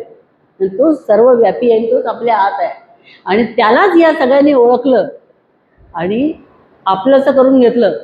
आणि आपलंसं केल्यावर तेच होऊन बसले. देव पहावयासी गेलो तेथे देवच होऊन ठेवलो. आणि ते देव झाल्यामुळे मग सगळे देव त्यांच्या पुढे हात जोडून, सांगा काय करू तुमच्यासाठी. अष्टसिद्धी पाठी लागतात. अष्टसिद्धीचा एक दिवस मी तुम्हाला सांगेन काय काय ते अष्टसिद्धी. आणि त्या यांना आपोआप प्राप्त झालेल्या असतात. कारण आत्म्याला प्रसन्न केलेलं आहे. बाकीचं थातूर मातूर काही नाही. एक जाने तो सब जाने, एक नाही जाने तो कुछ भी नाही जाने. एकाला ओळखलं पाहिजे. तुम्ही सगळे भात करताना काय चमचावर भात बघता का? आलाय का? या बायका खूप हुशार असतात. एकच शीट असं करतात, ओळखतात भात झाला. एक जाणलं सगळं जाणलं. तसं त्या एकाला ओळखता आलं पाहिजे आपल्याला. आणि एकाला ओळखलं यांनी म्हणून हे झाले कोण? राजाधिराज, अनंत कोटी ब्रह्मांड नायक. म्हणून महाराज मला म्हणाले राजाधिराज म्हणजे काय? राजाधिराज मोठी पदवी आहे, राजांचा अधिकारी. राजाधिराज्य कुणाचं? आत्म्याचं. मग राजाधिराज मी एक आत्मा आहे. बघा एवढं सगळं करून क्रेडिट आत्म्याला. आता हा पण बघा छान ऐकतो प्रवचना. घरी गेल्यावर हिला काहीतरी सांगणार होतो, आई आज असं बोलल्या तसं बोलल्या. छान ऐकतो तो प्रवचन. मी लहान मुलं पण छान ऐकतात. पण आज तुम्ही चांगलं ऐकलं, मी तुम्हाला क्रेडिट देते. तुम्ही आज शांत बसल्यामुळे मी 1-1.5 तास प्रवचन करू शकली आहे. नाही तर मला बंद करावं लागलं असतं, जांभया काढल्या असतं. त्यामुळे आजचा आपला तिन्ही संतांचे वाढदिवस आपण साजरे केलेले आहेत. आणि त्यांची कृपा व्हावी म्हणूनच केलेले आहेत आपण. म्हणून आपण ईश्वराकडे काय मागायचं आज? त्यांची कृपा मागायची, देवाची कृपा. देव माझा माझा मी देवाचा. देव माझा आहे आणि मी देवाचा आहे. बस मला बाकी काही नको, मध्ये दुसरा कोण नको. असं आपलं करतात. म्हणून संत आज पुढे का गेलेले आहेत? नाही कुणाचा मी, नाही कुणाचा मी, माझे न कोणी, माझे न कोणी, नाही मोह मने, नाही मोह मने, आम्ही गाऊ निरंजनी, नाचत गुरु भजनी, आम्ही जाऊ निरंजनी. राजाधिराज सिद्धरामेश्वर महाराज की जय. राजाधिराज श्री भाऊसाहेब महाराज की जय. राजाधिराज सद्गुरू श्री काळसिद्धेश्वर महाराज.